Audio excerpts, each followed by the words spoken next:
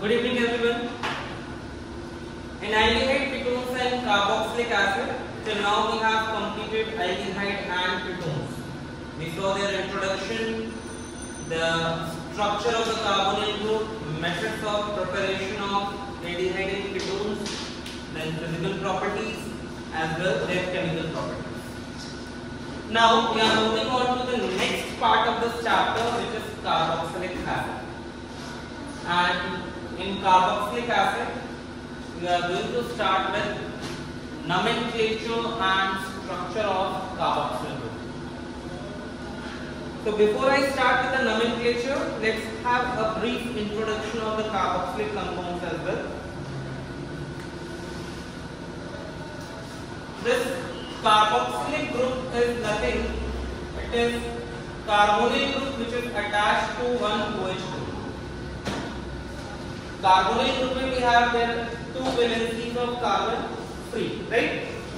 So when one of these valencies is bonded to OH group or hydroxy group, क्या बन जाएगा ये carboxylic group. Carb come from carbonyl and oxyl come from hydroxyl. So that's why this becomes carboxyl group or carboxylic acid group, right? The compounds which have this carboxyl group present in them or carboxyl group present in them, they are referred as carboxylic acids. जिस किसी भी carbon compounds में COOH, that means carboxyl group present हो, वो आपका carboxylic acid compound है.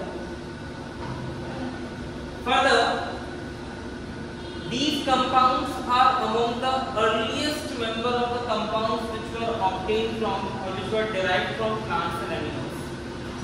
सबसे पहले जो कंपाउंड प्लांट और एनिमल से डिराइव हुए थे उनमें ये कार्बोक्सिलिक कंपाउंड्स आते हैं.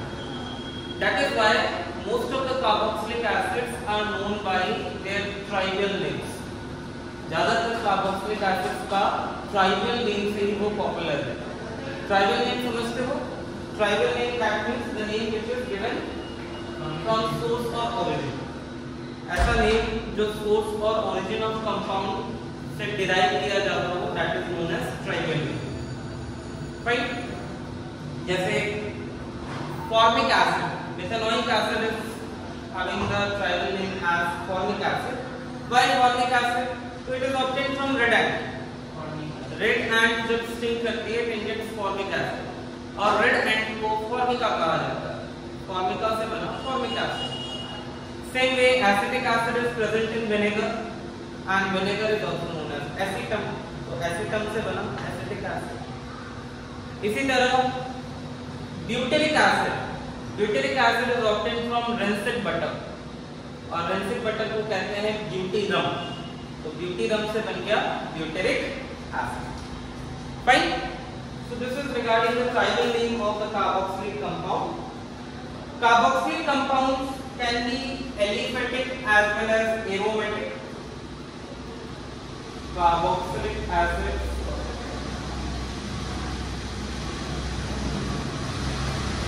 दो तरह के हो सकते हैं, aliphatic and aromatic.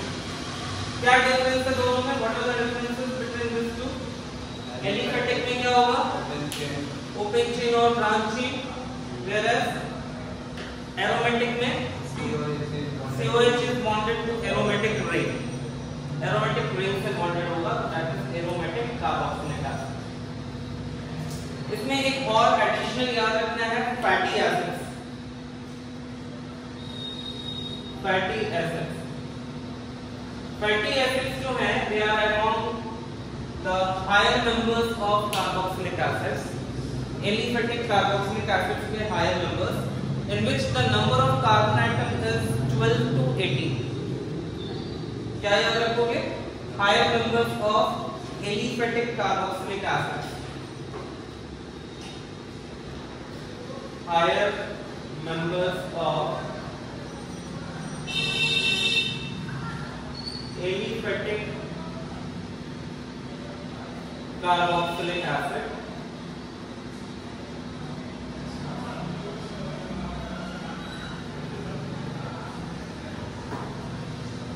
C12 to C18 पे कार्बन एटम होने चाहिए, है ना? They are naturally present in oil and fats. Naturally present as triesters of glycerol in oil and fat.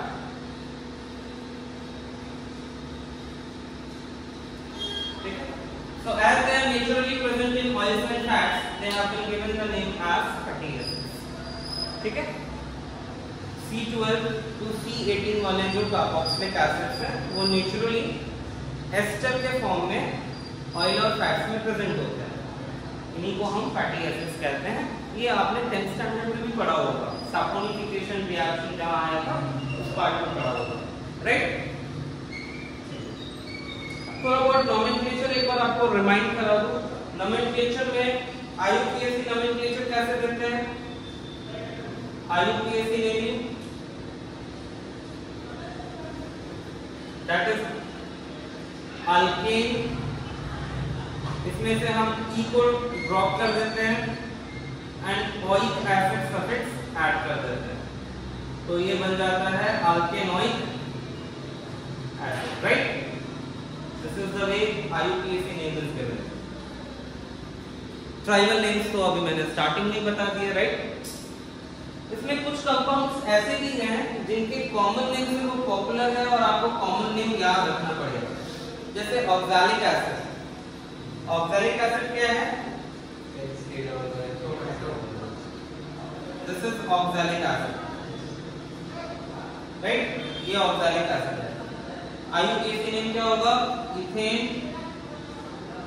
1,2 dioic acid. Common name is oxalic acid. Then we have another such acid as adipic acid, hexane 1,6 dioic acid को कहते हैं। Then we have malonic acid, succinic acid.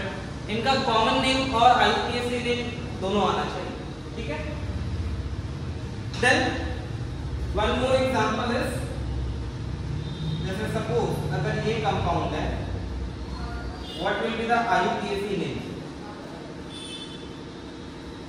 बोलो, IUPAC name क्या होगा? Benzene 1,2 dicarboxylic acid.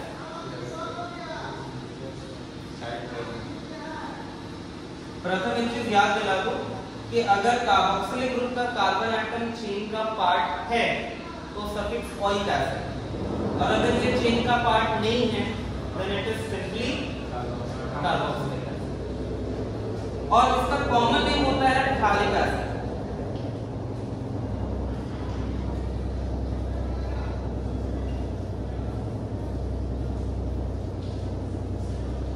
Common name is phthalic acid, ठीक है?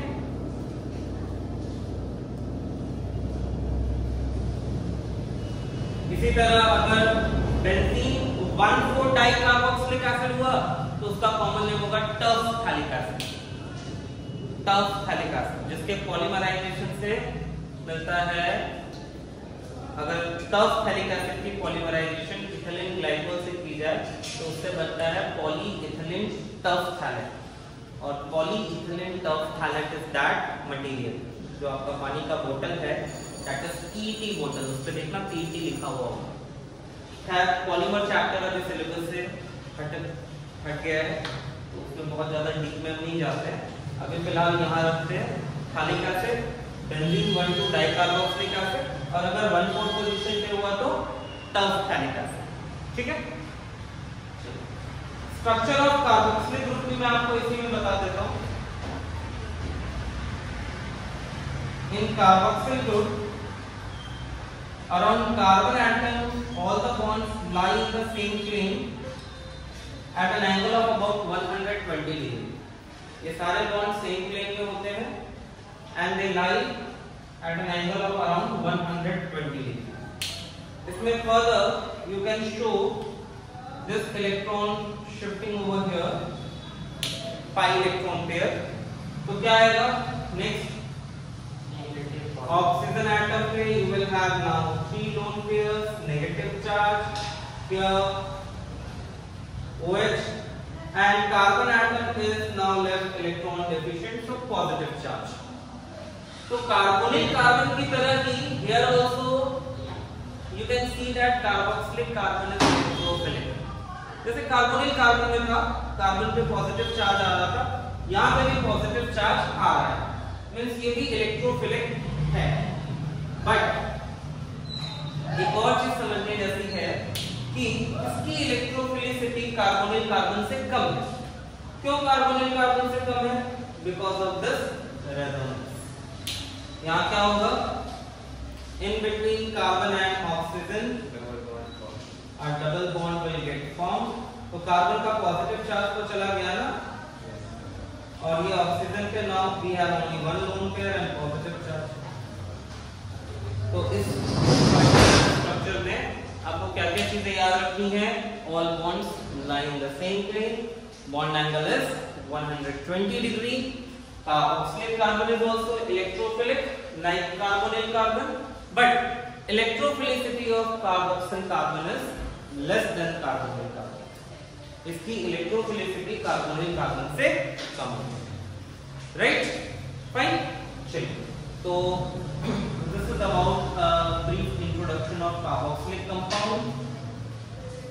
Nomenclature मैंने बहुत ज्यादा डिटेल में नहीं लिया है, बहुत एग्जांपल्स नहीं दिए हैं, क्योंकि नोमेनक्लेचर हमने बहुत ज्यादा प्रैक्टिस किया हुआ है, राइट? और नोमेनक्लेचर आपको आता भी है। फैटी एसिड्स एक एक्स्ट्रा पार्ट था, ये भी नोन पार्ट था, बट फिर भी मैंने रिपीट किया। 10th स्टैंडर्ड में फैटी एसिड्स पढ़ा हुआ है। इसके आप चाहो तो एग्जांपल्स में और बता देता हूं। फैटी एसिड्स में you can have examples as palmitic acid, oleic acid, stearic acid. ये आपने 10th में भी पढ़ा होगा।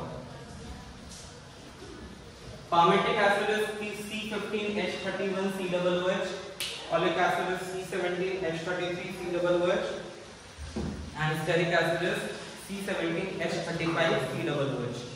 ठीक है? तो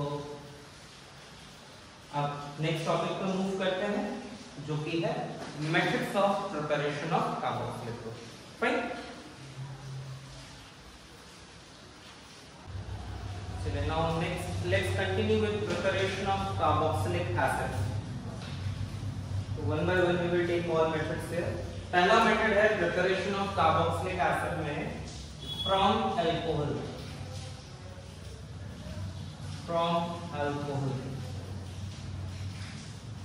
So carboxylic acids can be prepared from alcohol as well as aldehydes also।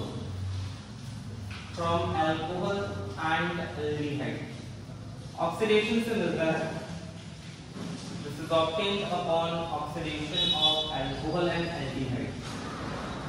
अब याद कीजिए, जिस वक्त मैं आपको रिएक्शंस ऑफ अल्कोहल पढ़ा रहा था, उस टाइम मैंने कहा था if oxidation of alcohol takes place with strong oxidizing agent we get carboxylic acid, and if it is taking place with mild oxidizing agent we get aldehyde। तो यहाँ पे हमें aldehyde तो नहीं चाहिए, हमें carboxylic acid चाहिए। तो हम किससे स्टार्ट करेंगे? we will start with primary alcohol। we will start with primary alcohol RCH2OH, and the oxidation of this takes place with strong oxidizing agent such as alkaline potassium permanganate। क्या use कर सकते हैं? alkaline potassium permanganate, जिसको bears reagent भी कहते हैं, और acidified potassium dichromate। So using alkaline potassium permanganate, तो इससे ऑक्सीडेशन तो हो जाएगा, लेकिन इस ऑक्सीडेशन में you will be getting a potassium salt of carboxylic acid which need to be acidified further। सीधा H+ लिख सकते हो या H3O+ भी लिख सकते हो, और इससे क्या मिलेगा? RCOOH। अच्छा, in place of alkaline potassium permanganate, which other reagent can be used? K2Cr2O7. Acidified potassium dichromate. K2Cr2O7 in presence of acid. ठीक है? इसमें एक एग्जांपल एनसीईआरटी का भी ले रहा हूं. This is डेकानॉल.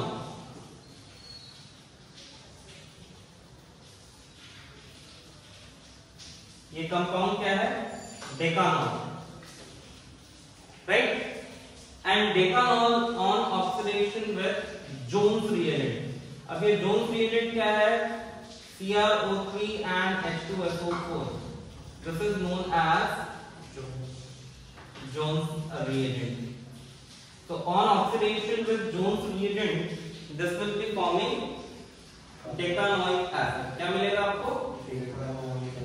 Decanoic acid, right? Aldehydes के oxidation के लिए आपको पता है that aldehydes are capable of getting oxidized both by strong as well as weak oxidizing agent. अभी अपने एल्डिहाइड के रिएक्शंस में ही पढ़ा है कि एल्डिहाइड की ऑक्सीडेशन हम strong oxidising agent as well as weak oxidising agent दोनों से कर सकते हैं. जैसे आपने टॉलेंस रिएजेंट पढ़ा था, फेलिंग्स रिएजेंट पढ़ा था, उससे भी ऑक्सीडेशन हो सकता है, या कोई स्ट्रॉन्ग ऑक्सीडाइजिंग एजेंट से भी कर सकते हैं. तो मैं रिएक्शन नहीं लिख रहा हूं क्योंकि रिएक्शन अभी जस्ट हमने एल्डिहाइड्स पे पढ़ा हुआ है. चलेगा? या लिख दो एक रिएक्शन लिख दो.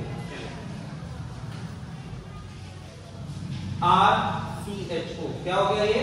Aldehyde. And let's show its oxidation with ammoniacal silver nitrate. What is this ammoniacal silver nitrate? क्या कहा जाता है इसको? Tollens reagent. तो upon oxidation with Tollens reagent in alkaline condition, what are the products form? एक तो होता है कार्बोक्सिलिक एनायन. एसिडिफिकेशन से कार्बोक्सिलिक एसिड मिल जाएगा.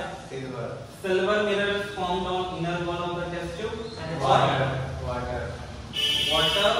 and ammonia gas.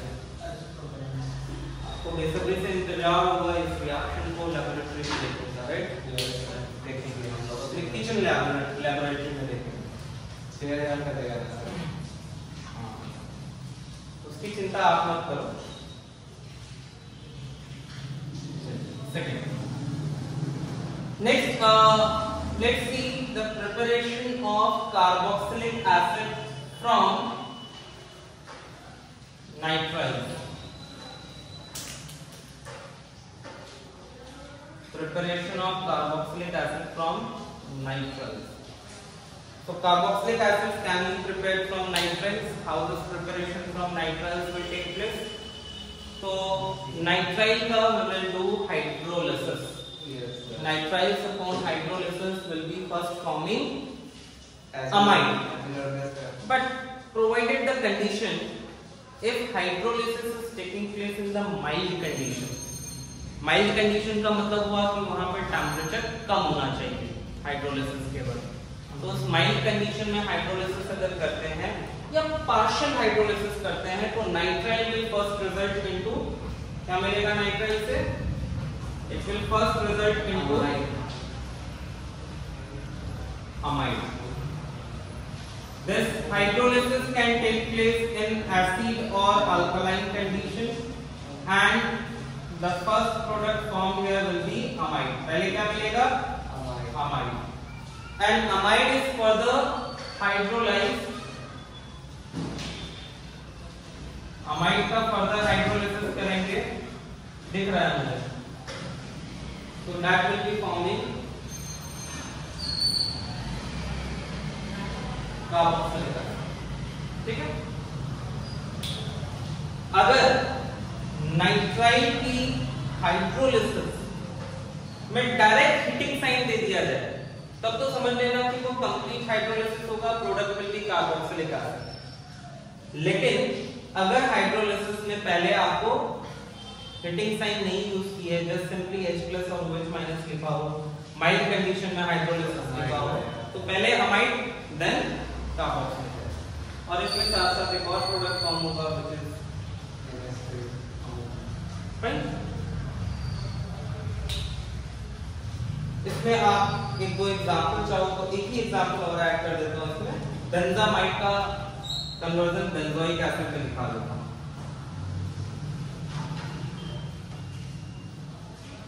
This is benzamide, right? And benzamide on hydrolysis क्या बनेगा? Benzoic acid. बेंजेनोइक नहीं, बेंजोइक।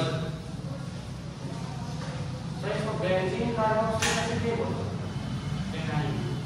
एक्चुअली बेंजोइक एसिड जो है ना ये कॉमन नेम है और इसी को IUPAC में भी कंसीडर किया है। That is why it is benzoic acid. ऐसे आप बेंजीन कार्बोक्सिलिक एसिड कहते हो तो वो गलत नहीं होगा IUPAC सिस्टम के according.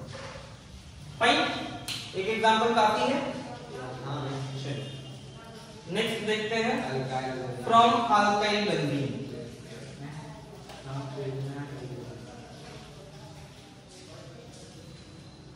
From alkyl benzene, just check recording is on और नॉट। फ्रॉम अल्काइल बेंजीन, तो अल्काइल बेंजीन में let's start with toluene. Toluene का एग्जांपल लेते हैं। देखिए ये मैंने आपको जब इटार्ड रिएक्शन पढ़ा रहा था तभी बता चुका हूं। इटार्ड रिएक्शन पढ़ाते वक्त ही आपको मैंने बता दिया था कि अगर अल्काइल बेंजीन का ऑक्सीडेशन स्ट्रॉन्ग ऑक्सीडाइजिंग एजेंट से करते हैं, किससे? जैसे अगर हम इसका रिएक्शन अल्कलाइन पोटेशियम परमैंगनेट, जिसको आप इस तरह से लिख सकते हो KMnO4 and KOH, है ना? तो क्या होता है? First it forms potassium salt of benzoic acid. क्या बनता है? Potassium salt of benzoic acid. और इसका फिर हम क्या करते हैं? एसिडिफिकेशन।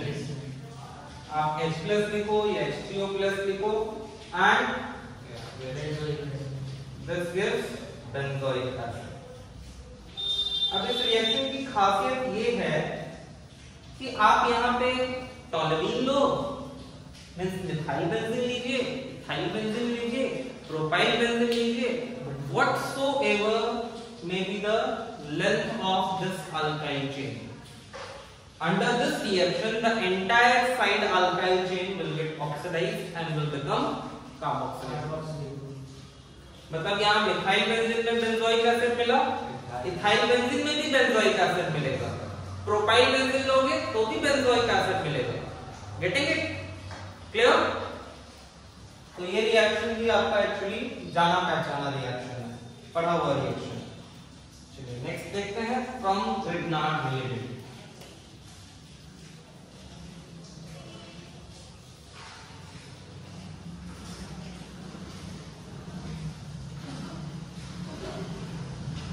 From Grignard reagent. अब Grignard reagent में क्या है? So here let's start with RMgX और इसकी रिएक्शन हम कर रहे हैं कार्बन डाइऑक्साइड से। RMgX and the reaction is taking place with carbon dioxide. Dry ice का यूज किया जाता है इसमें। Dry ice. Yes. So this shifts over here. You have a partial negative charge and a partial positive charge here. So this carbon of the alkyl group will attack here, right? ऐसा होगा? Dry ice. Dry ice. Solid carbon dioxide को dry ice कहा जाता है। आपने क्या समझा? हाँ, dry ether is the solvent. Dry ether is the solvent. तो यहाँ पे क्या होगा? ये आपको मिलेगा RC≡OMgX।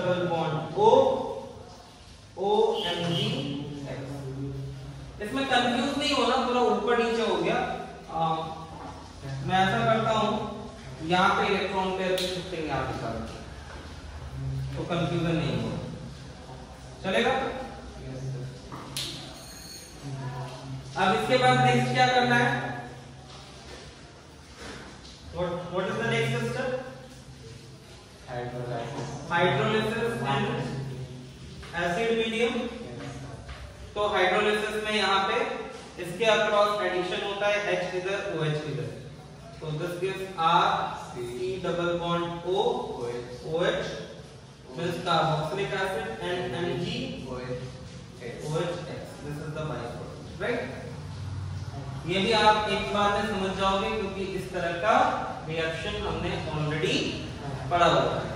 एल्डिहाइड मैकेनिज्म टू मोर और लेस एक्सटेंट वैसा ही है, ठीक है?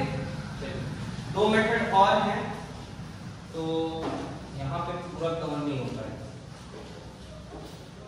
चलिए एक तो आ जाएगा।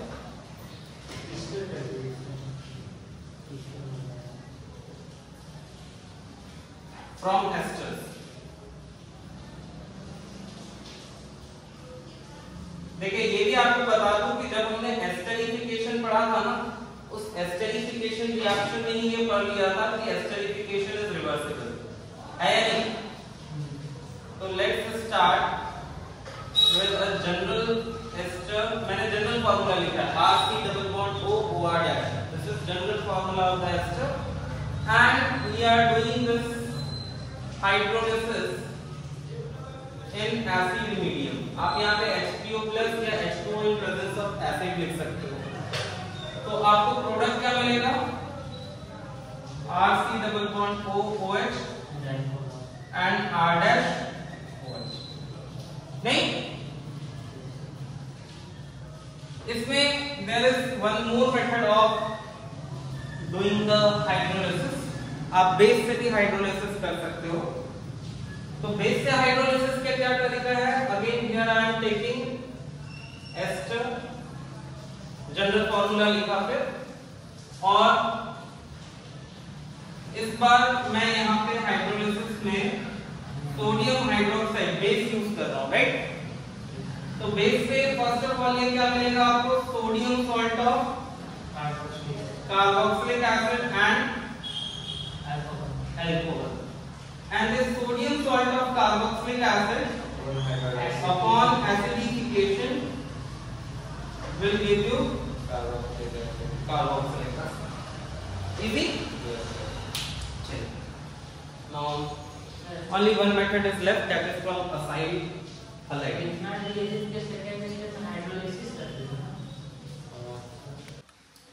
Now the next method for preparation is from acyl chloride. From acyl chloride, बहुत सिंपल है ये भी। इसमें एक और ले लेते हैं, from acyl chloride and anhydride।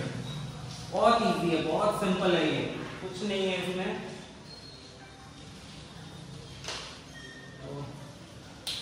Let's see.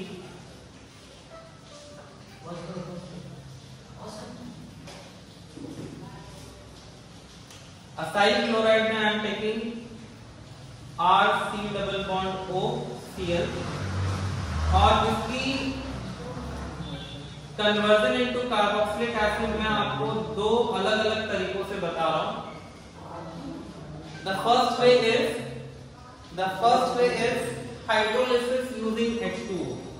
सीधा मैं वाटर से हाइड्रोलिसिस कर रहा हूं, तो वाटर से हाइड्रोलिसिस करने पे बहुत इजी है, ये मिलेगा आपको RC double bond O OH means carboxylic acid and chloride acid. और इससे भी इजी, इससे भी कन्वीनियंट वे है use of alkali, use of base alkali. तो अगर बेस से हाइड्रोलिसिस करते हैं तो बेस के हाइड्रोलिसिस में पहले आपको मिलेगा carboxylate ion and halide ion means chloride ion, and this carboxylate anion will be further acidified. This is further acidified और इससे क्या मिलेगा? Carboxylic acid. इजी है, इसमें शेयर मिलेगा कार्ब। हाँ अगर मतलब मैंने साथ में ये लिया तो HCl हो जाएगा, है ना। यहाँ पर Cl minus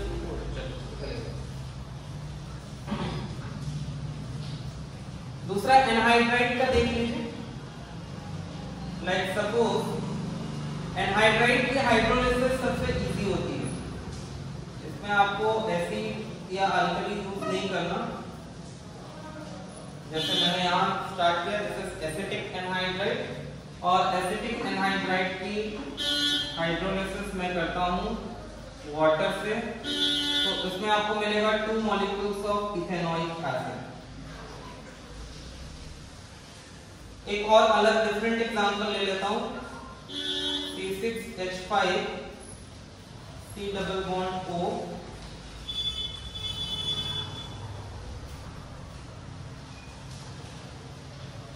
this right, this is benzoic ethanoic anhydride, right। तो benzoic ethanoic anhydride upon hydrolysis क्या मिलेगा, एक तो मिलेगा बेंजोइक एसिड C6H5COOH और दूसरा मिलेगा इथेनॉइक एसिड CH3COOH। ये रिएक्शन भी बहुत सिंपल है, क्या है इस रिएक्शन में, तो ये भी समझ लीजिए। Like the bond cleavage occurs like this. Suppose अगर यहाँ हाइड्रोजन ऐड होता है तो यहाँ OH ऐड हो जाएगा, बन गया ना। इसी तरह यहाँ पे बॉन्ड क्लीवेज दिखाइए, इधर OH इधर H, easy। Now we will start that, we will move on to physical properties और chemical properties का डिस्कशन करेंगे।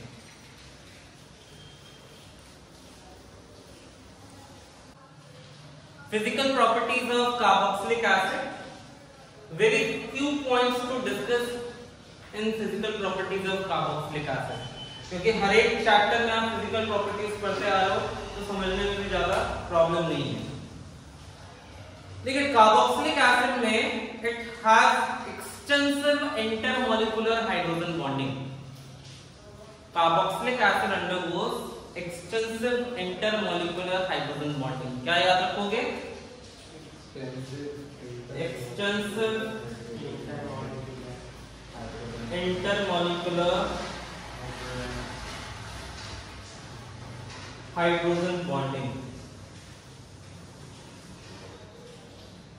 Because of this, carboxylic acids have the boiling point higher than alcohols, aldehydes and ethers, other members, other functional groups, other homologous series you can say of comparable molecular masses. Suppose if you have different compounds where one is alcohol, second one let's take ether, let's take hydrocarbon, let's take haloalkanes and this carboxylic acid. All of them have comparable molecular masses. Then the highest boiling point among that will be of carboxylic acid, क्योंकि carboxylic acid में extensive intermolecular hydrogen bonding है। उसके बाद इतनी extensive intermolecular hydrogen bonding होती है कि even in the vapour state the hydrogen bonds are not broken completely. इनके वेपर स्टेट में भी हाइड्रोजन बॉन्ड कंप्लीटली ब्रेक नहीं होता है ना, इसका रिएक्टिविटी कम होगा। Even in vapour state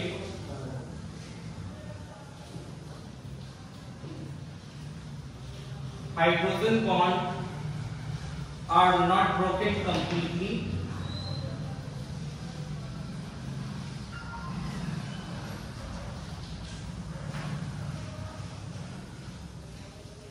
and carboxylic acid exists as dimer in vapor state.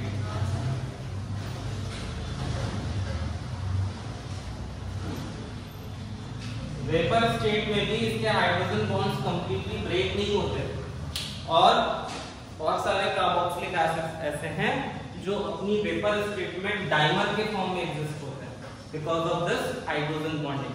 They have intermolecular association, ये हम पढ़ने वाले हैं सॉल्यूशन चैप्टर में भी।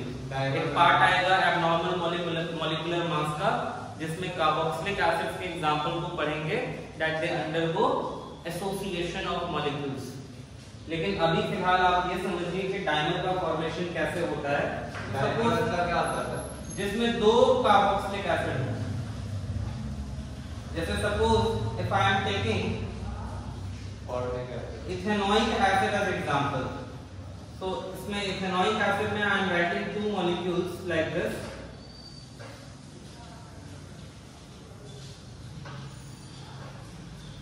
दो मॉलिक्यूल लिख रहा हूं मैं इस तरह से, वो था इथेनॉइक एसिड।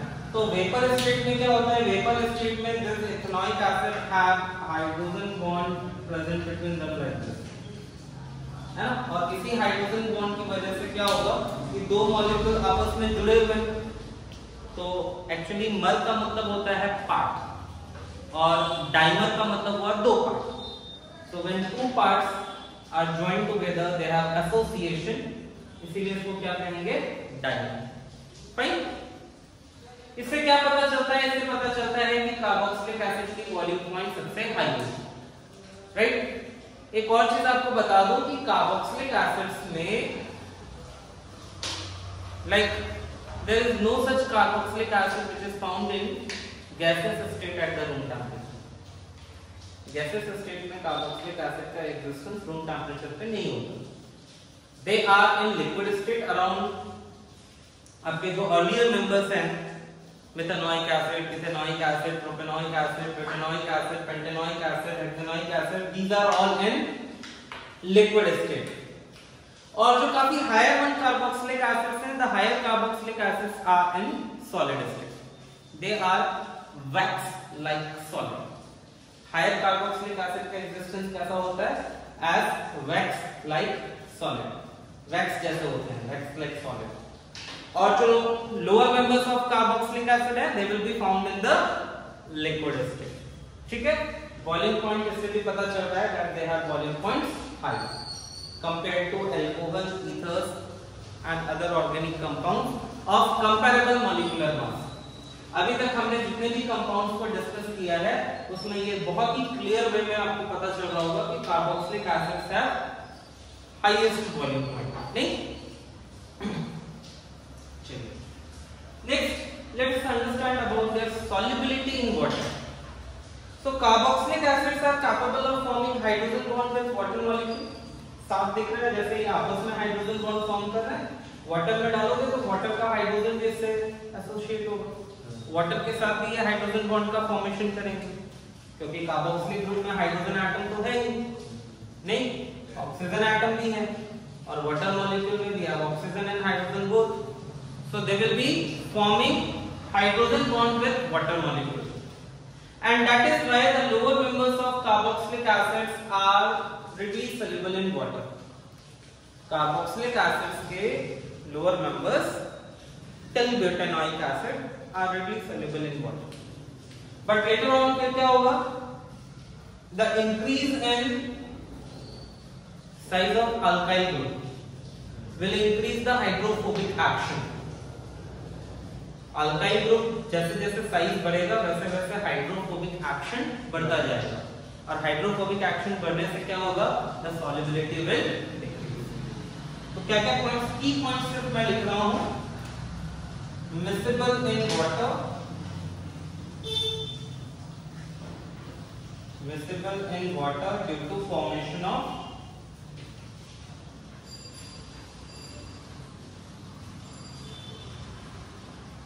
Hydrogen bond. और इसके साथ क्या याद रखना है, increase with increase in size of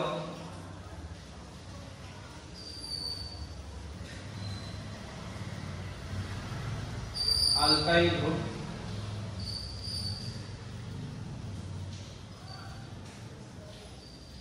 solubility decreases।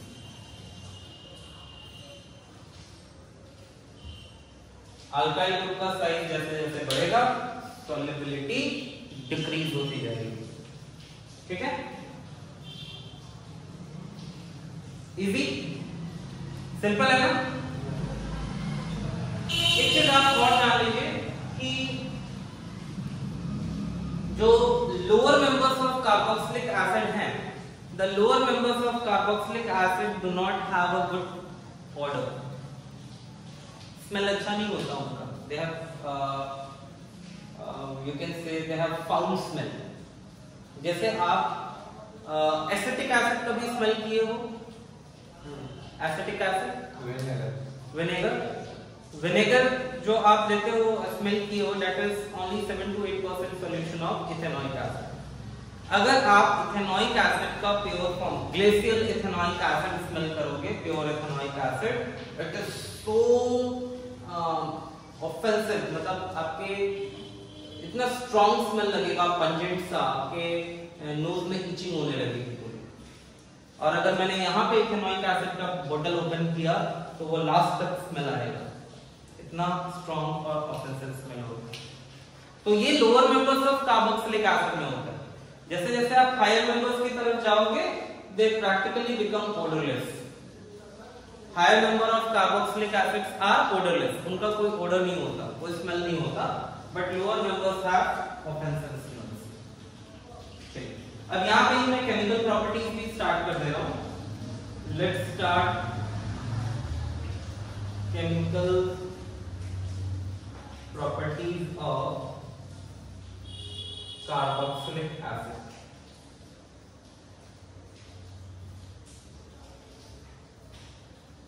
Chemical properties of carboxylic acids में the first chemical property which we are going to discuss right now is the acidity of carboxylic acid. Acidity of carboxylic acid.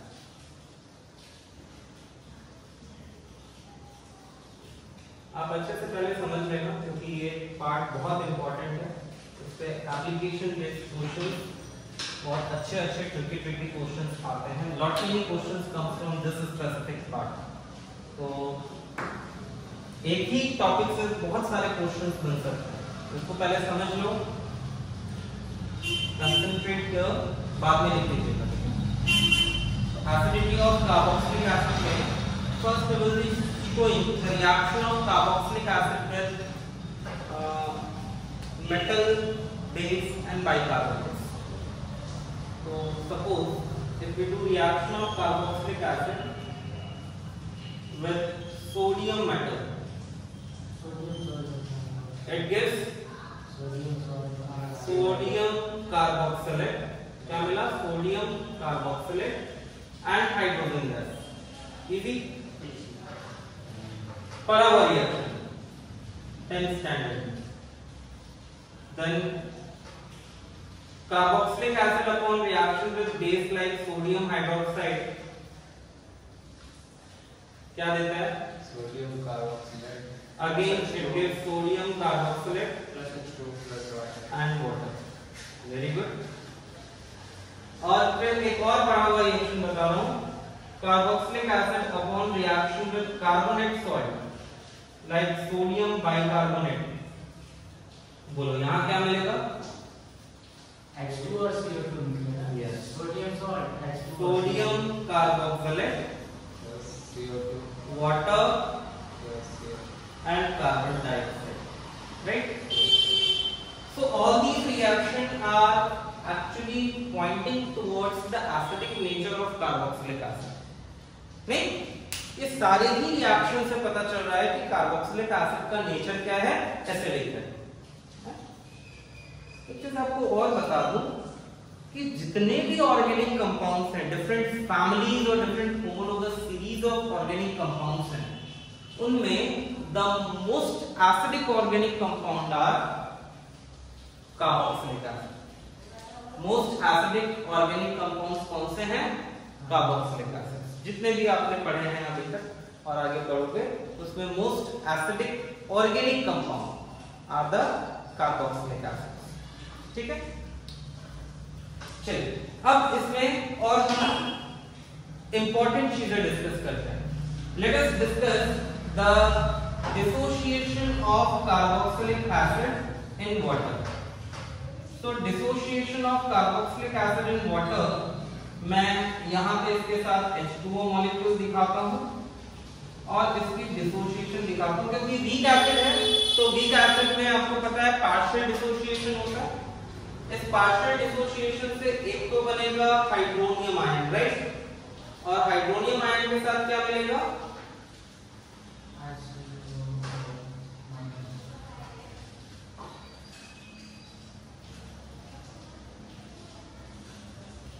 Carboxylate anion.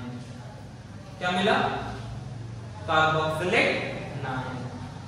And this carboxylate anion undergoes resonance stabilization.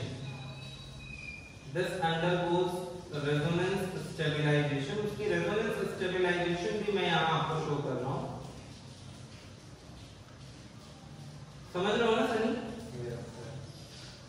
Let's show the resonance stabilization. Resonance stabilization में क्या होगा, ये इधर, ये इधर, तो negative charge बस change हो जाएगा. It will B now over this oxygen atom.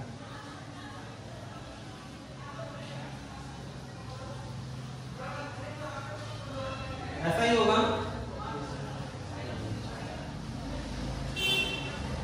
So this undergoes resonance stabilization. ठीक है, देखो यहाँ तक की चीजें बहुत सिंपल है, बहुत आसान है.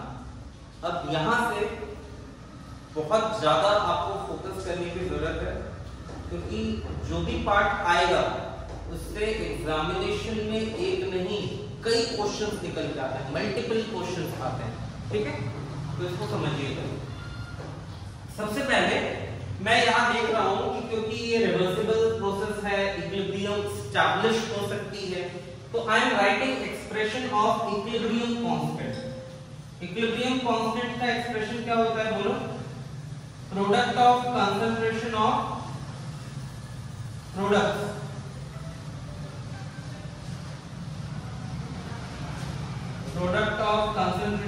products divided by product of concentration of a reactant. ऐसा ही कुछ होता है ना,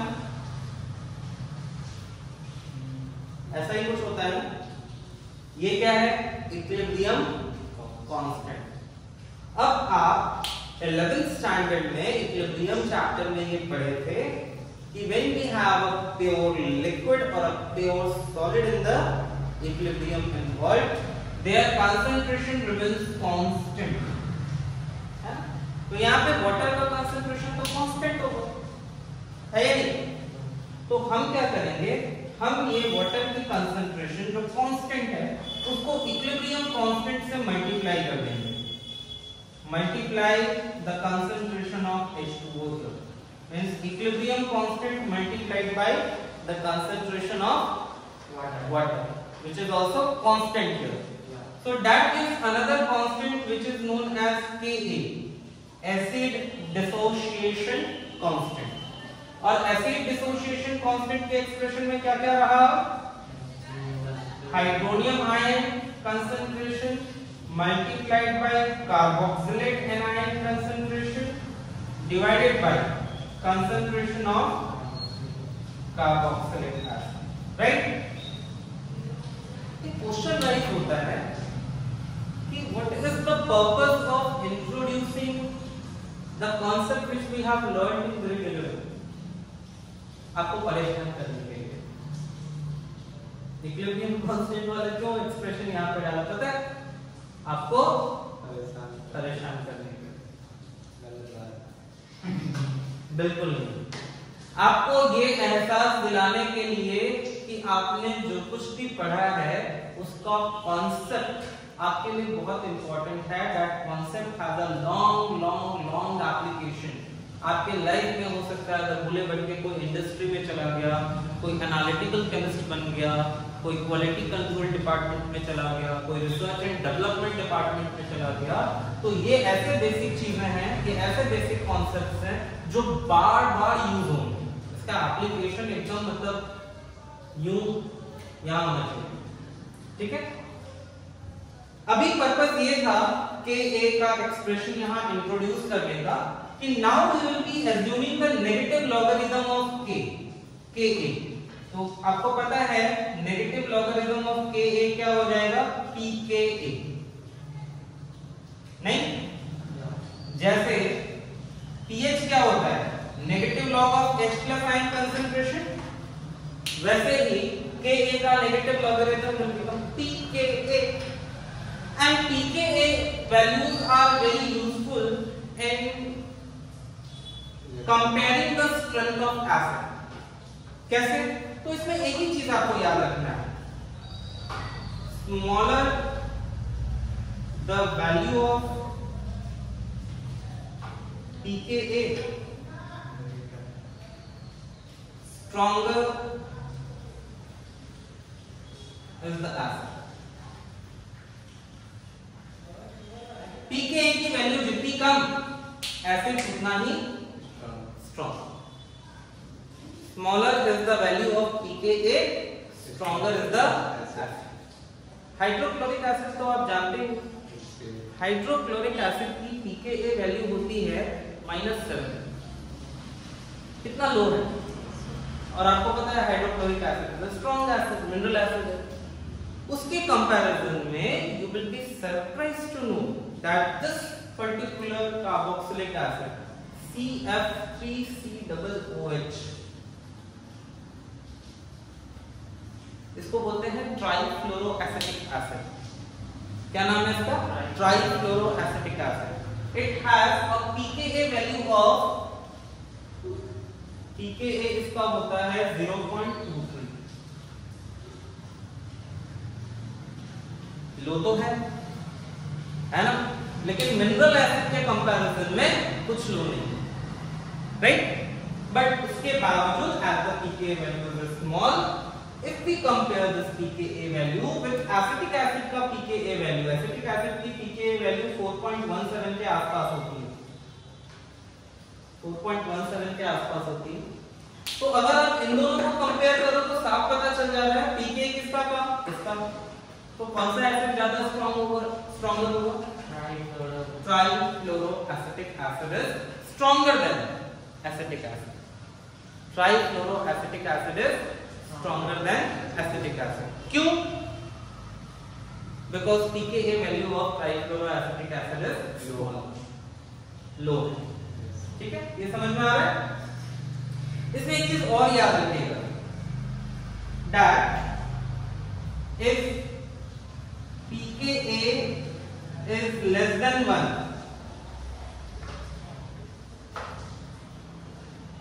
very strong acid। If pKa value is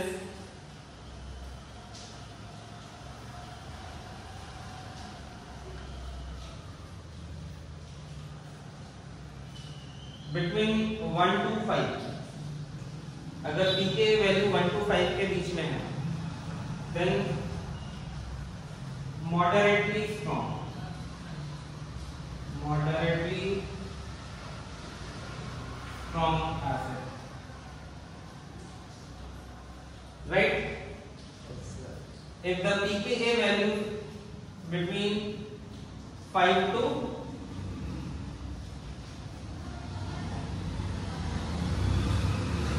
pKa value is between 5 to 15, weak acid। And if the pKa value is greater than 15, अगर pKa value 15 से greater है तो ये क्या होगा, वेरी एसिड होगा, वीक एसिड।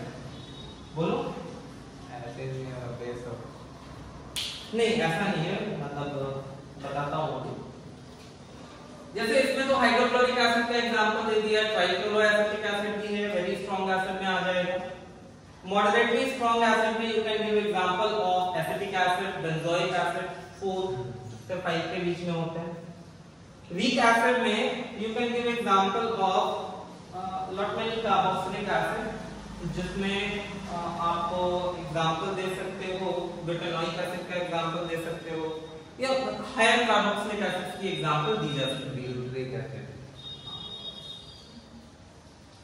और pKa ग्रेटर देन 15 में मैं आपको बता दूं ethanol has pKa value greater than 15। Ethanol का pKa वैल्यू 16 होता है और आपको पता है कि ethanol is a weak acid, even weaker then water है।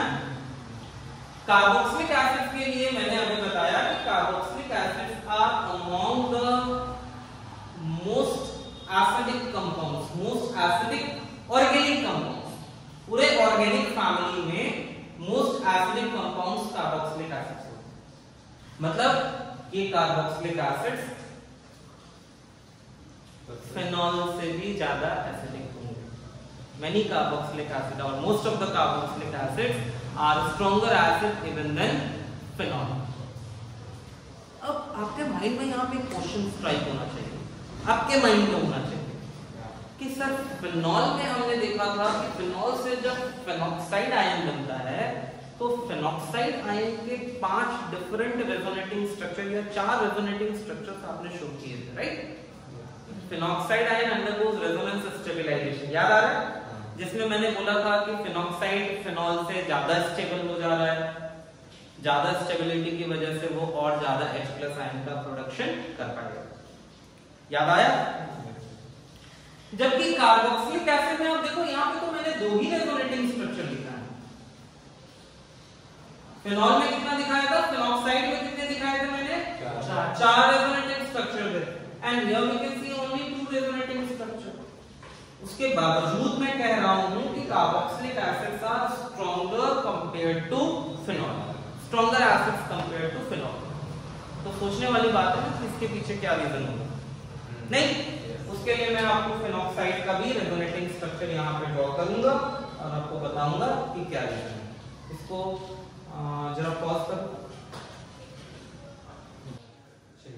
Now let's try to understand that why the carboxylic acid, although having only 2 resonating structure of corresponding carboxylate anion, is a stronger acid compared to phenol, where corresponding phenoxide ion has 4 different resonating structures।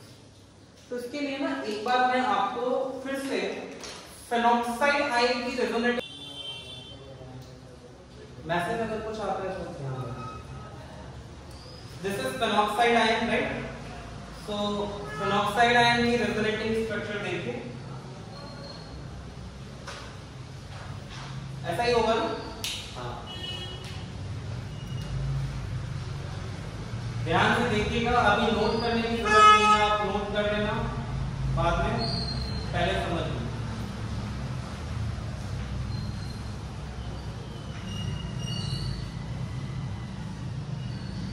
देखो already negative charge था, तो जब यहाँ पे एक lone pair आकर double bond का formation किया तो that negative charge is removed from oxygen atom and now the carbon atom here requires a negative charge, right. अब रेस्ट आपको क्या शो करना है, rest you have to show the delocalisation of this negative charge. हो रहा है ना record,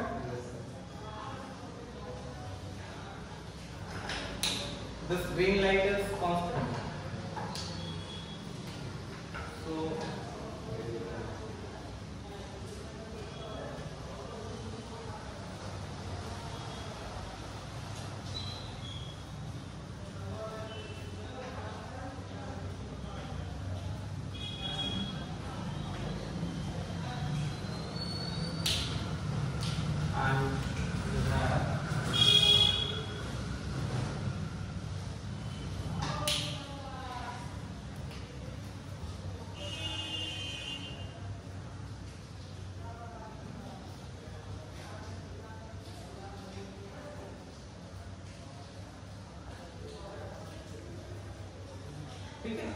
these are the resonating structure of phenoxide ion, है ना।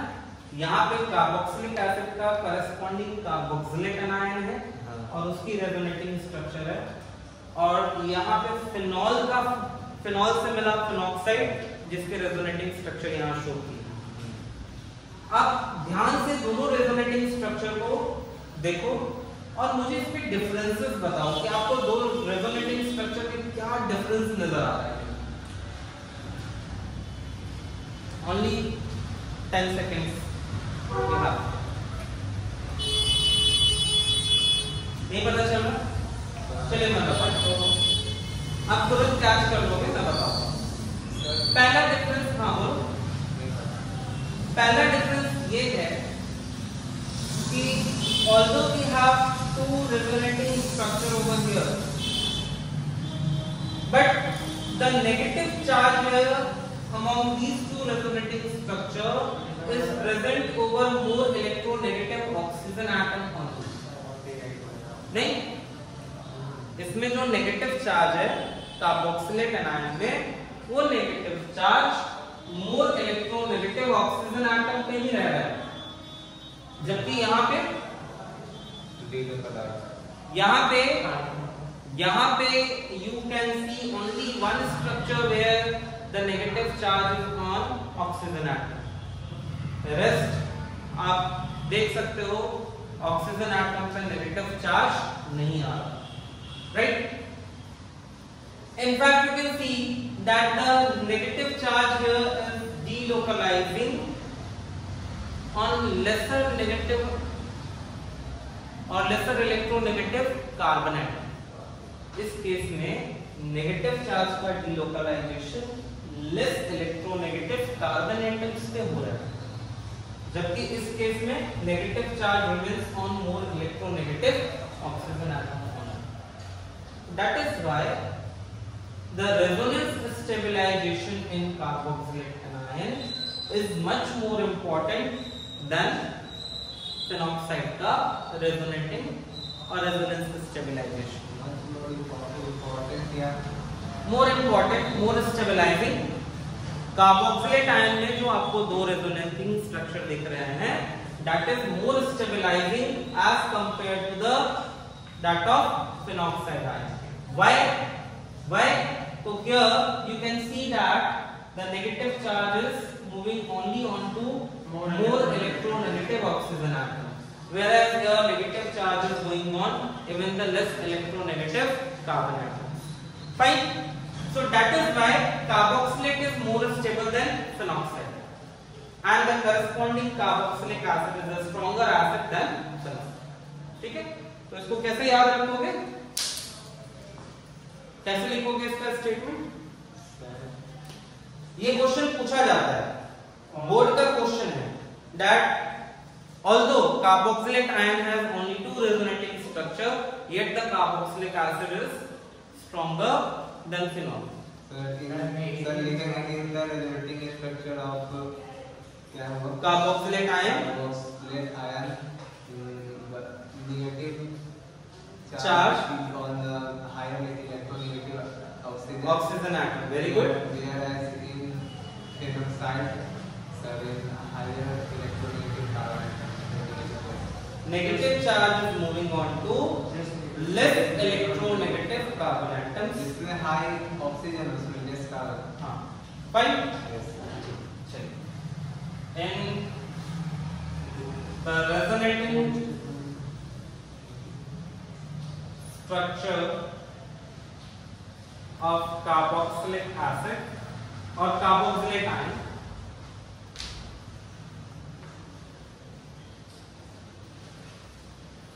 negative charge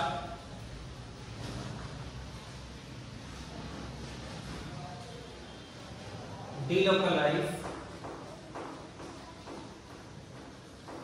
only on more electronegative oxygen atom.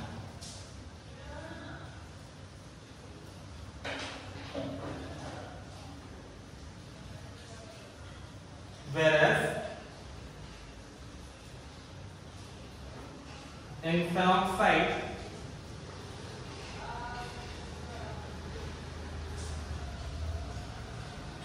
resonating structure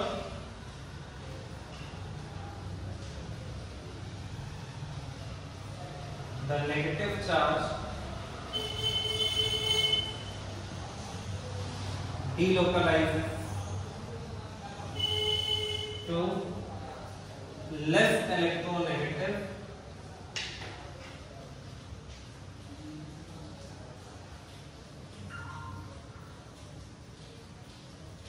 carbon atom. Fine.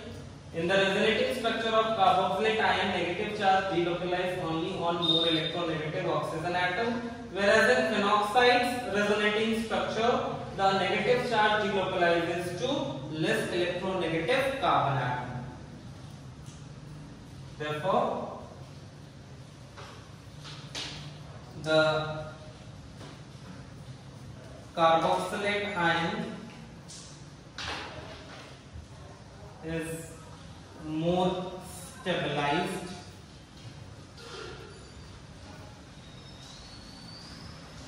by resonance compared to phenol, and that's why carboxylic acids are stronger acids than phenol.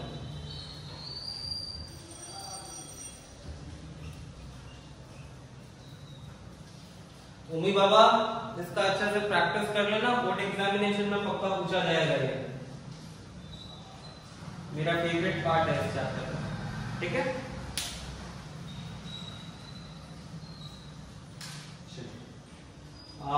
इसमें now we will discuss the effect of presence of electron withdrawing group and electron donating group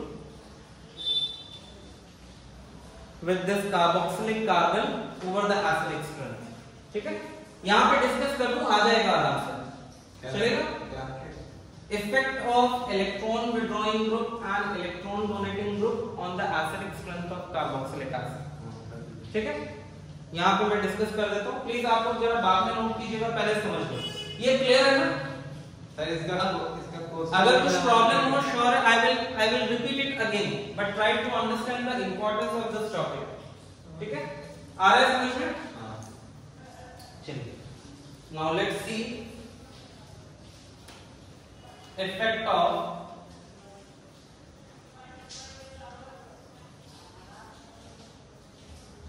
presence of electron withdrawing group and electron donating group। एक particular batch में, अंजलि के batch में जब ये topic में पढ़ा रहा था ना, विंटर सीजन में ये टॉपिक पढ़ा रहा था उन लोगों को, और उन लोगों को ये टॉपिक में पढ़ा रहा था। EWG और EDG मैंने लिखा, और उसी दिन किसी पर्पस से हमें एक व्हाट्सएप ग्रुप बनाना पड़ा, तो स्टूडेंट ने ग्रुप का नाम ही रख दिया EWG EDG। अभी भी वो ग्रुप है, मैं दिखाऊंगा आपको, है ना। अंजलि के बैच में हुआ था, तो उस दिन आए थे भाई? नहीं, अंजलि से अभी आप लोग नहीं मिले, अक्टूबर में आएगी तो मिल लूंगा।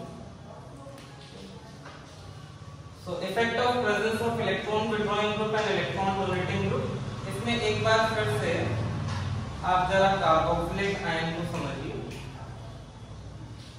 अच्छा, मैं ऐसा दिखा सकता हूँ, एक मिनट,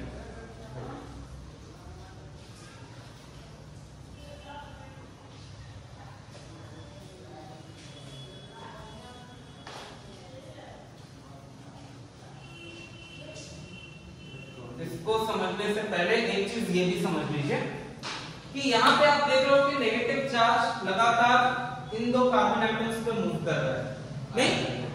तो क्या है इसका रिजल्टेंट, इसका इक्विवेलेंट, जिसको रेजोनेंस हाइब्रिड कहते हैं, उस रेजोनेंस हाइब्रिड को ऐसा दिखा सकता हूं?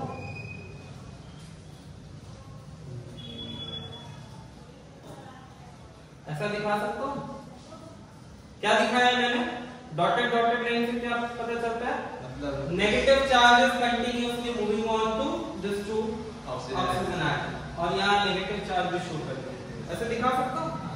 तो वही चीज मैं यहाँ पे भी दिखा रहा हूँ, वही चीज सेम मैं यहाँ पे भी दिखा रहा हूँ।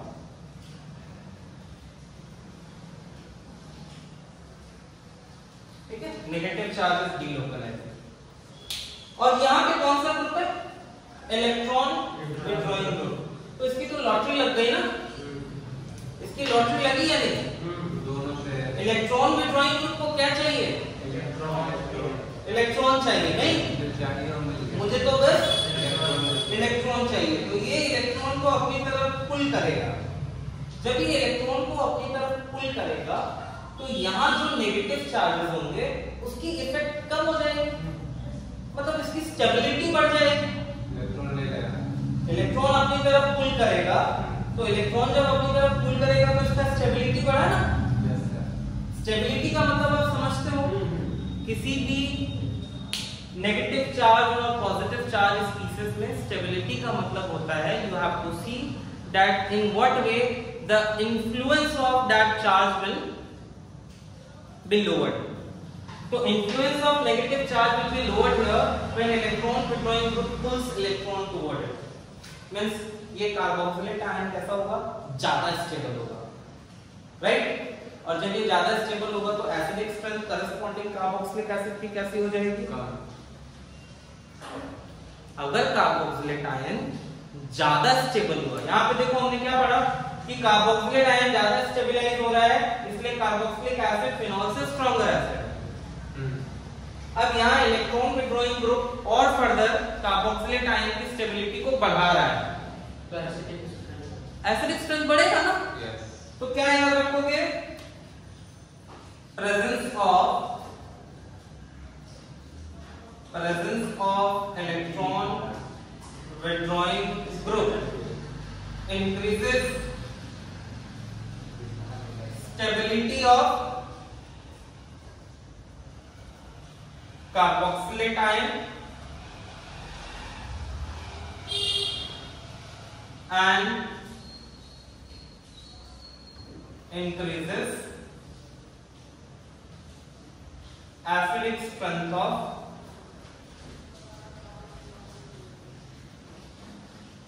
carboxylic acid. Easy?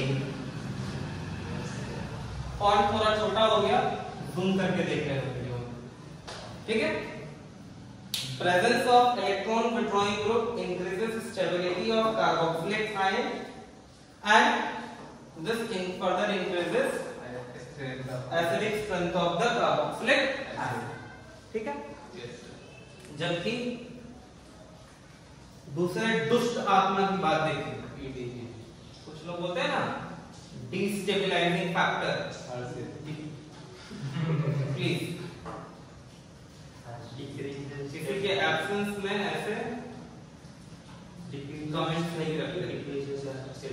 Electron donating group या इलेक्ट्रॉन रिलीजिंग ग्रुप कहिए, है ना?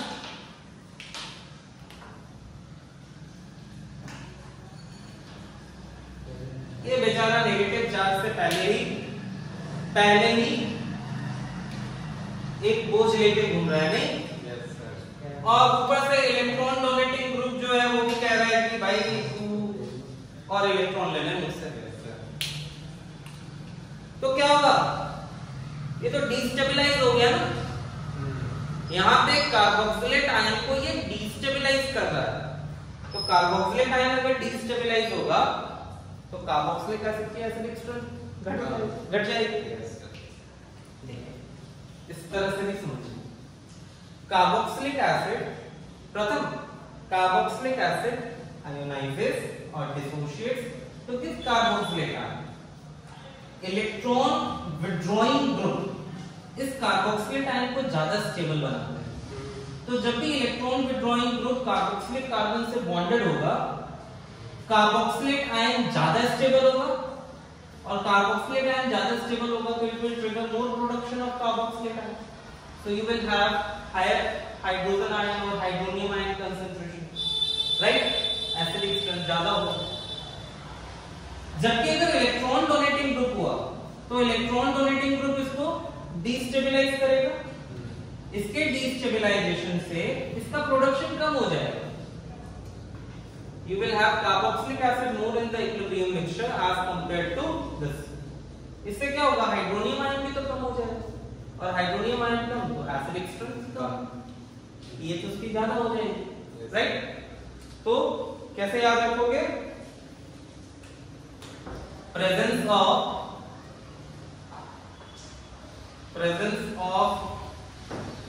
Electron donating group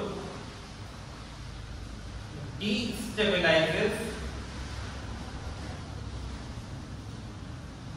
the carboxylate ion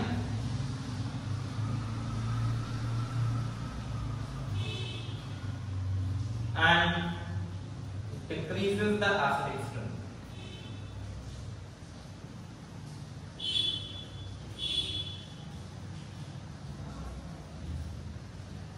ठीक है? Presence of electron donating group destabilizes the carboxylate ion and decreases the acidic strength. याद रखिएगा ये, मैं आपसे 100% कह रहा हूँ, आप चाहो तो इसको अपने घर पे जाकर कहीं डायरी में नोट कर लेना, अगर कल स्टाफ पेपर लेके आओगे तो उस पे भी लिख के दे दूंगा कि इस पर्टिकुलर कॉन्सेप्ट से क्वेश्चन डेफिनेटली आएगा, 100% आएगा, नहीं तो पेपर कैंसिल हो जाएगा, इस बार केमिस्ट्री की एग्जाम नहीं होगी अगर ये इसमें से क्वेश्चन नहीं आया। क्वेश्चन इसमें से 100% आएगा, ठीक है, इस कॉन्सेप्ट से।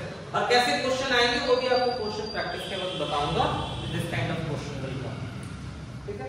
ये कॉन्सेप्ट आज के डेट में प्रिपेयर हो जाना चाहिए, and it should be prepared to an extent where suppose if you are in a deep sleep और ऐसे मैंने आपको उठा दिया हिला के और पूछा कि tell me what is the influence or what is the effect of presence of electron withdrawing an electron donating group with carboxylic carbon on acidic strength, तो फटाफट एकदम तोते की तरह निकलना चाहिए। stability of carboxylic ion or ऐसा नहीं हो सकता सर कि इसमें क्या बोलते हैं कार्बोक्सिलिक आयन के पास ये इलेक्ट्रॉन है और ये WG को इलेक्ट्रॉन चाहिए, इससे आयन स्टेबल रहता है। As it pulls the electron pair, it stabilizes the carboxylate ion more. So that is why acidic strength increases. इसमें इसके पास पहले से भी इलेक्ट्रॉन पेयर है और कार्बोक्सिलिक आयन के पास डोनेटिंग द वो दे रहा है, इलेक्ट्रॉन डोनेटिंग ग्रुप अपना इलेक्ट्रॉन उसकी तरफ रिलीज कर रहा है और उसके पास खुद से भी है, तो डिस्टेबलाइज होगा carboxylate ion and the acidic strength will fine. चलिए, I need little more space, चलिए वो तो मैं आपको बताता हूँ स्पेस बना के, बट बिफोर दैट एक और चीज पे आप लोगों को मैं आपका ध्यान केंद्रित करना चाहता हूँ, शुद्ध Hindi, that is in this particular reaction what we must have noticed that this reaction involves cleavage of oxygen hydrogen bond. नहीं, जैसे आपने अल्कोहल और फिनॉल के केस में पढ़ा था reaction involving cleavage of OH bond, वैसे ही यहाँ पे भी this is actually the reaction where cleavage of oxygen hydrogen bond is taking place, ठीक है। तो आप चाहो तो इसके ऊपर एक और हेडिंग दे देना, reaction involving cleavage of oxygen hydrogen bond, यहाँ लिखूं मैं reaction sir acidity of carboxylic acid के ऊपर, हाँ, involving cleavage of oxygen hydrogen bond, ठीक है। और कल जो हम रिएक्शन पढ़ेंगे ना, कल हम दो तरह के रिएक्शन पढ़ने वाले हैं, एक जिसमें it will involve cleavage of carbon oxygen bond और दूसरा होगा रिएक्शन इन्वॉल्विंग कार्बोक्सिलिक ग्रुप। दो तरह के रिएक्शन पढ़ने वाले हैं, एक जिसमें reaction of cleavage of carbon oxygen bond हो रहा होगा और दूसरा रिएक्शन पढ़ेंगे जो पूरे कार्बोक्सिलिक ग्रुप को इंक्लूड करेगा, राइट। और इलेक्ट्रोफिलिक सब्स्टिट्यूशन पढ़ेंगे, मतलब hardly we have a topic of around 30 और 40 minutes, the chapter will get over, okay. इसको जरा पॉज करो, चलिए। See this is electron withdrawing power का, इलेक्ट्रॉन विथड्रॉइंग ग्रुप लिखे हैं मैंने, और ये इलेक्ट्रॉन विड्रॉइंग ग्रुप को मैंने लिखा है in the increasing order of their electron withdrawing power, right. तो आप देखो इसमें सबसे ज्यादा इलेक्ट्रॉन विड्रॉइंग पावर किसका रहता है? CF3, ठीक है। CF3 से कम NO2, NO2 से कम साइनाइड ग्रुप, उससे कम फ्लोरो, उससे कम क्लोरो, उससे कम ब्रोमो, उससे कम आयोडो और सबसे कम फिनाइल, ठीक है। ये याद रखना। और इसमें ना इस चीज को समझिएगा कि ये जो है ये अकेला फ्लोरीन है, फ्लोरो, और ये जो है जैसे CF3, इन दोनों में कंफ्यूजन क्रिएट नहीं होने दीजिएगा। जैसे सपोज अगर ऐसा कंपाउंड है FCH2COOH और दूसरा है CF3COOH, और इन दोनों में आपको पूछा है विच इज मोर एसिडिक? ऊपर वाला इलेक्ट्रॉन विड्रॉइंग पावर ज्यादा है।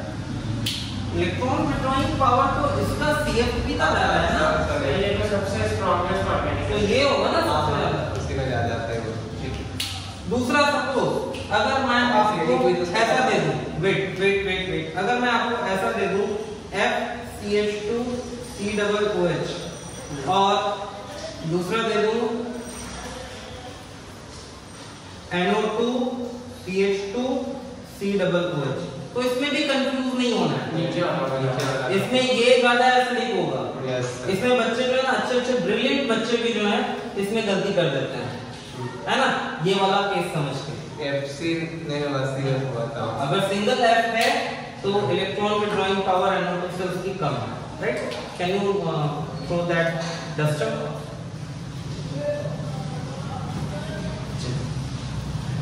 तो ये ध्यान रखिएगा।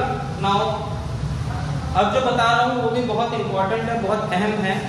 ये एक ऐसा पार्ट है इस पर्टिकुलर टॉपिक में जो अननोटिस्ड रह जाता है। मतलब बच्चे सारा कुछ प्रिपेयर कर लेते हैं और उसी टॉपिक पे, उसी पर्टिकुलर पार्ट पे ध्यान नहीं देते। वो पार्ट मैं आपको बता रहा हूँ, जरा आप ध्यान दीजिएगा, ठीक है। Let us consider a carboxylic acid which is having vinyl or phenyl group bonded to the carboxylic carbon. तो अगर विनाइल और phenyl group bonded to carboxylic carbon हुआ तो उसका करस्पॉन्डिंग कार्बोक्सिलेट आयन ऐसा होगा। ये मैंने विनाइल ग्रुप लिया है ना। अच्छा, अब क्योंकि यहाँ पे विनाइल ग्रुप है, यहाँ पे पाई इलेक्ट्रॉन इन्वॉल्व है,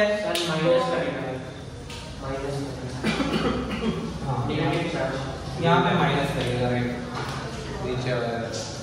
तो यहाँ पे तो रेजोनेंस तो पॉसिबल है ना। तो इस रेजोनेंस में क्या दिखाओगे, क्या शो करोगे? सर बॉन्ड नीचे वाला can be show like this electron pair coming over here and नीचे से एक लोन पेयर, यहाँ से एक इलेक्ट्रॉन पेयर इधर ट्रांसफर होगा। Can be show like this? Yes yes. So if we show like this, क्या होगा?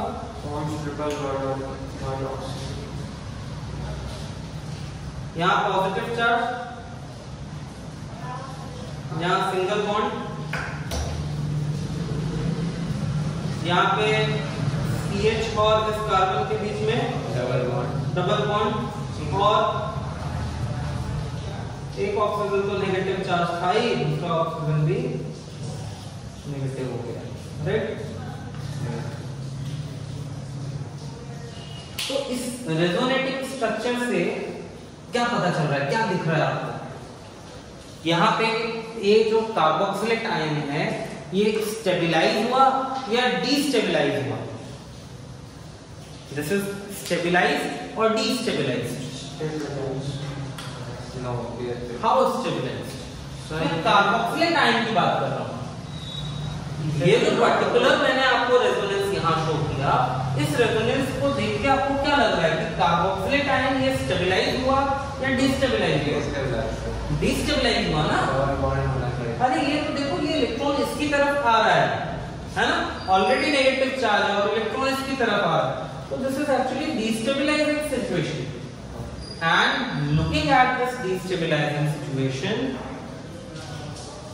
it is expected that the presence of vinyl group should decrease the acidic strength. Please ध्यान से सुनना, sorry लिखना बाद में, प्लीज यहाँ ध्यान दीजिए। इस रेजोनेंस को देखते हुए हमारी एक्सपेक्टेशन क्या होगी कि जब भी ये ग्रुप होगा तो acidic strength of carboxylic acid should decrease. Acidic strength क्या होना चाहिए? डिक्रीज होना चाहिए, कम होना चाहिए। ये एक्सपेक्टेशन होगी हमारी। क्यों एक्सपेक्टेशन होगी?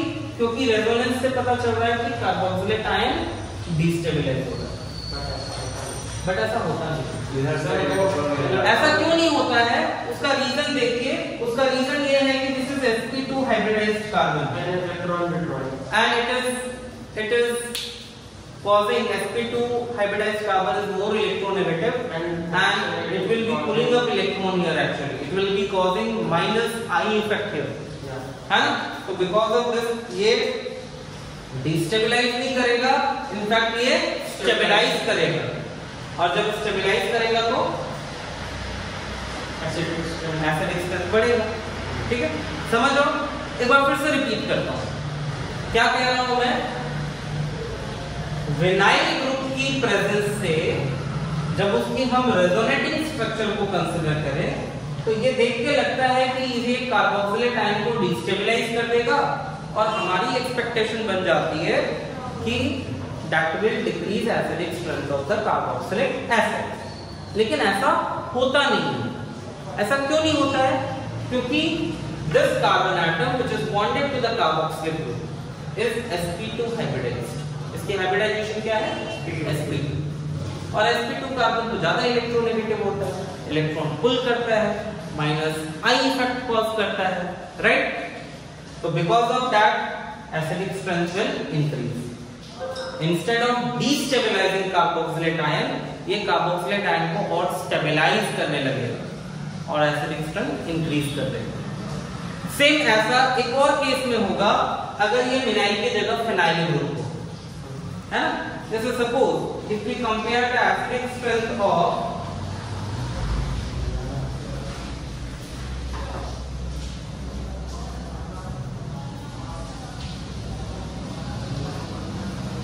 ये बेंजोइक एसिड है, तो बेंजोइक एसिड में भी ये इलेक्ट्रॉन विड्रॉइंग फैक्टर की तरह काम करेगा।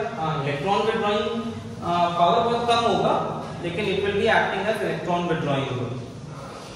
अच्छा, इसमें एक और केस बताता हूँ, 3 केसेस ले लेते हैं इसमें, एक इलेक्ट्रॉन रिलीजिंग का और इलेक्ट्रॉन विड्रॉइंग का। एक ले लेता हूँ, एक में मेथॉक्सी ग्रुप, इलेक्ट्रॉन रिलीजिंग का ग्रुप है, या मिथाइल ग्रुप भी ले सकते हो। Methyl group is electron releasing. और एक में ले लेता हूँ नाइट्रो ग्रुप। देखो यहाँ पे सिचुएशन कुछ ऐसा है। सिचुएशन क्या है? यहाँ पे फिनाइल ग्रुप तो इलेक्ट्रॉन विड्रॉ करता ही है, नाइट्रो ग्रुप भी इलेक्ट्रॉन विड्रॉ करता है। यहाँ फिनाइल ग्रुप इलेक्ट्रॉन विड्रॉ करता है, लेकिन ये इलेक्ट्रॉन रिलीज करता है। तो अब बताओ कि इसमें सबसे ज्यादा एसिडिक कौन सा होगा? ये सबसे ज्यादा एसिडिक होगा। इसकी pK वैल्यू 3.41 के आसपास होगी, 3.41 और 3.48 सबसे ज्यादा एसिडिक। उसके बाद फिर ये, और सबसे लीस्ट एसिडिक। ठीक है, सेम यही फैक्टर यहाँ पे भी लगता है, राइट? तो अब ये पार्ट कंप्लीट हुआ आपका। इसमें एक सिंगल टॉपिक से अलग अलग कई तरह के क्वेश्चंस निकल के आ जाएंगे, जिसमें you will be given 3 to 4 carboxylic acid and you will be asked to arrange those carboxylic acid in increasing or decreasing order. दूसरा, you will be asked to compare the acidic strength of phenol and carboxylic acid. तीसरा, reaction form में पूछा जा सकता है। चौथा, आपको ये भी पूछा जा सकता है that although it is expected that the presence of vinyl or the phenyl group should decrease acidic strength, but opposite of that is observed, तो उसका रीजन भी आपको स्पेसिफाई करने के लिए पूछा जा सकता है। So this completes reaction involving cleavage of oxygen hydrogen bond Now tomorrow we will see reaction involving cleavage of carbon oxygen bond, reaction involving carboxylic group, and electrophilic substitution reaction. And we will discuss few questions also. Fine. That's all for today.